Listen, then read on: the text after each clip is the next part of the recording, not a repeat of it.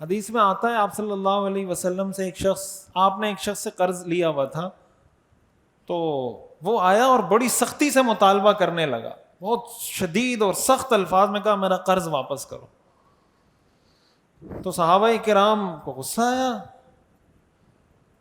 تو وہ لپ کے اس کو پکڑنے کے لیے، مارنے کے لیے آپ نے ان کو منع کیا. آپ نے فرمایا ان لصاحب الحق مقالا، جو حقدار ہوتا ہے اس کو گفتگو کرنے کا حق حاصل ہوتا ہے.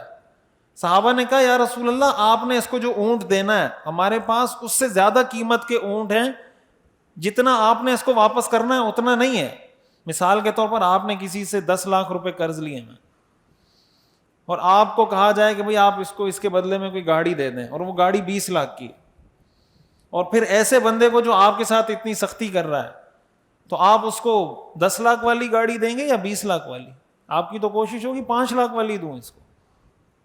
صحابہ نے کہا ہمارے پاس اس کا جتنا قرضہ ہے اس قیمت کا اونٹ نہیں ہے، سارے اس سے زیادہ قیمت کے ہیں. آپ نے فرمایا زیادہ قیمت والا اونٹ اس کو دو.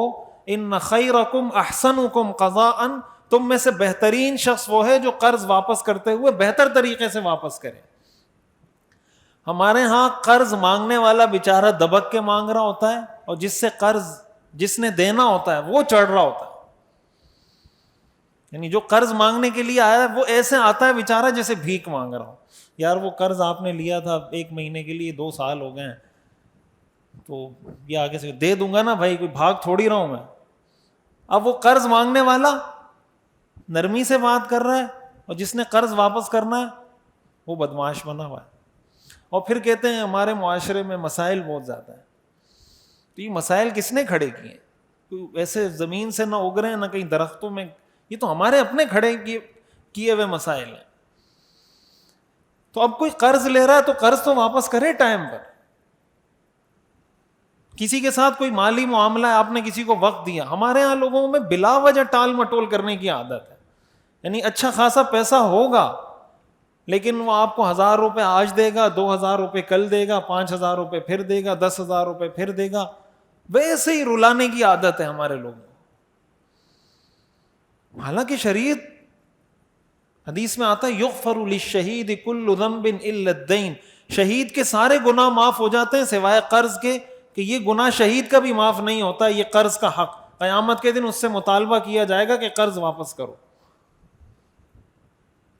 ہمارے ہاں معاملات جو خراب ہو رہے ہیں، طلاقیں ہو رہی ہیں، اس کی بنیادی وجہ عدم برداشت ہے. مثال کے طور پر 2 کاروباری پارٹنر ہیں، ان کا کسی معاملے میں انبن ہو گئی. ایک تو ہوتا ہے نا کہ بہت کوئی سیویئر کنڈیشن ہے، بہت کوئی سیریس مسئلہ ہے، تو آدمی کہتا ہے بس پارٹنرشپ ختم کرتے ہیں، نہیں کرتے. ایک یہ کہ چھوٹی موٹی چیزیں تو ظاہر چلتی رہیں گی، انسان ہے نا، وہ بھی انسان ہے، آپ بھی انسان ہیں، تو کوئی بات ہوئی نہیں، پارٹنرشپ ختم. میاں بیوی کا ابھی کوئی اختلاف ہوا نہیں، 3 طلاقیں دے کے معاملہ فارغ. اب 3 طلاقیں دینے کے بعد پھر مفتی صاحب کے پاس جاتے ہیں، مفتی صاحب کوئی حل نکالیں، تو مفتی صاحب کے پاس پہلے چلے جاتے ہیں. طلاق دینے کے بعد جس مفتی صاحب کے پاس گئے، طلاق دینے سے پہلے میں ایک بات عرض کرتا ہوں کہ جس طرح ہمارے فیملی ڈاکٹر ہوتے ہیں نا، اپنا ایک فیملی مفتی صاحب بھی رکھیں. فیملی ڈاکٹر ہوتے ہیں نا کہ بھائی ہمارے محلے میں یہ ڈاکٹر ہے، ہمارے بچے یہاں جاتے ہیں. آپ کے پاس پلمبر کا نمبر بھی ہوگا، الیکٹریشین کا بھی ہوگا. آپ اعتکاف میں بھی بیٹھے ہوئے، گھر کی لائٹ خراب ہوگی تو آپ فون کر کے بھیج دیں گے نا الیکٹریشین کو. لیکن اگر کوئی شرعی مسئلہ ہوگا تو کہتے ہیں یار کس سے پوچھیں. ہمارے لوگوں کو یہی نہیں پتا کہ مسئلہ کیسے پوچھتے ہیں. ان کو فون پہ بتانا پڑتا ہے کہ آپ کسی دارالافتاء جائیں، اتنے بڑے بڑے ادارے ہیں وہاں، دارالافتاء کا پورا شعبہ ہوتا ہے، وہاں بڑے بڑے مفتیان کرام بیٹھے ہوتے ہیں، ان کے ساتھ جا کے اپنا مسئلہ ڈسکس کریں، آپ کو بتا دیں گے. ہمارے لوگوں کو سوال پوچھنے کا طریقہ بھی نہیں آتا کہ کہاں پوچھیں اور کس سے پوچھیں. یہ نہیں پتا ہمارے لوگ، یہ نہیں پتا کہ دارالافتاء میں ہوتا کیا ہے. تو جب اتنا دین سے ہم ڈسکنیکٹ کر دیں گے اپنے آپ کو، اپنی اولاد کو، تو ظاہر ہے یہ سب کچھ تو ہوگا. تو اس دنیا میں رہتے ہوئے ایک کانسیپٹ اپنا یہ کلیئر کریں جو میری گفتگو کا خلاصہ ہے. اس دنیا میں ہم جن لوگوں کے ساتھ بھی معاملات کر رہے ہیں وہ سارے کیا ہیں؟ انسان ہیں. وہ سارے کیا ہیں؟ وہ چاہے بیٹا ہے، وہ والد ہے، وہ والدہ ہے، وہ شاگرد ہے، وہ بیوی ہے، وہ استاد ہے، وہ پیر ہے، وہ شاگرد ہے، وہ جونیئر ہے، وہ سارے کیا ہیں؟ انسان۔ اس سے بھی غلطی ہوگی، آپ سے بھی غلطی ہوگی۔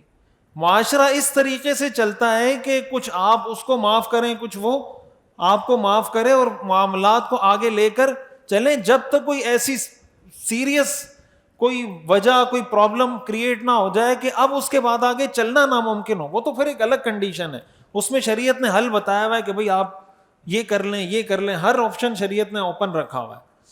لیکن اپنے معاملات، اپنے طرز زندگی کو برباد مت کریں۔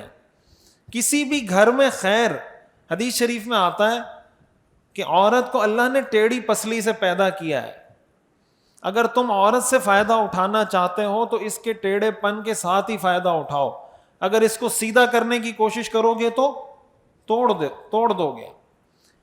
یہ ہمارے ہاں بعض جو لبرل قسم کے لوگ ہیں نا، وہ اس پر اعتراض کر رہے ہوتے ہیں کہ بھائی یہ تو دیکھیں عورت کو شریعت نے کہا ہے کہ یہ ٹیڑھی پسلی سے پیدا ہوئی ہے، اور عورت کے بارے میں ایسی عجیب بات کہی۔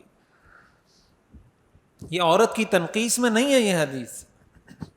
پسلی جو ہوتی ہے وہ فنکشن ہی اس وقت کرے گی جب وہ ٹیڑھی ہوگی۔ کیا خیال ہے؟ اس پسلی کو اگر آپ سیدھا کر دیں، جو پسلیاں لگی ہوئی ہیں، تو آپ کچھ کر سکتے ہیں؟ یہ باڈی کے الگ الگ پارٹس ہیں نا، ہر پارٹس کا اپنا فنکشن ہے۔ اب پسلی نے بھی جو فنکشن ہے وہ اسی وقت کرے گی جب وہ ٹیڑھی ہوگی۔ اگر آپ اس کو سیدھا کریں گے وہ کام، تو پسلی کا حسن ہی اس کے ٹیڑھے پن میں۔ اب اگر کوئی کہے کہ دیکھیں آپ پسلی کو برا بلا کہہ رہے ہیں، پسلی کا کیا قصور ہے؟ آپ کا ہاتھ سیدھا ہے، آپ کہتے ہیں میرا ہاتھ سیدھا اور میری پسلی ٹیڑھی ہے، تو پسلی بھی اللہ نے پیدا کی ہے، ہاتھ بھی اللہ نے پیدا کیا، تو فرق کیا ہے دونوں میں؟ اور بھائی فرق یہ ہے کہ ہاتھ کا الگ کام ہے، پسلی کا الگ کام ہے۔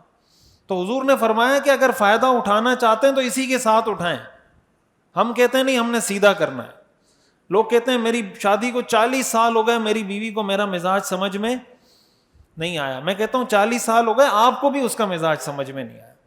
آپ کو یہ سمجھ میں آ جانا چاہیے تھا کہ اس کو میرا مزاج سمجھ میں نہیں آیا، لیکن آپ کو بھی یہ سمجھ میں نہیں آیا، تو آپ دونوں برابر ہیں۔ اب آپ اس نظر سے دیکھ رہے ہیں کہ وہ غلط ہے، وہ آپ کو اس نظر سے دیکھ رہی کہ آپ غلط ہیں۔ اصل کمال اس میں اس چیز کا ہے کہ انسان اپنا احتساب کرے وقتاً فوقتاً، اور اپنی غلطی کا اعتراف کرے کہ مجھ میں کیا غلطی، بحیثیت والد کے، بحیثیت ایک بڑے کے، بحیثیت ایک شوہر کے، بحیثیت ایک بیوی کے، مجھ میں کیا فالٹ۔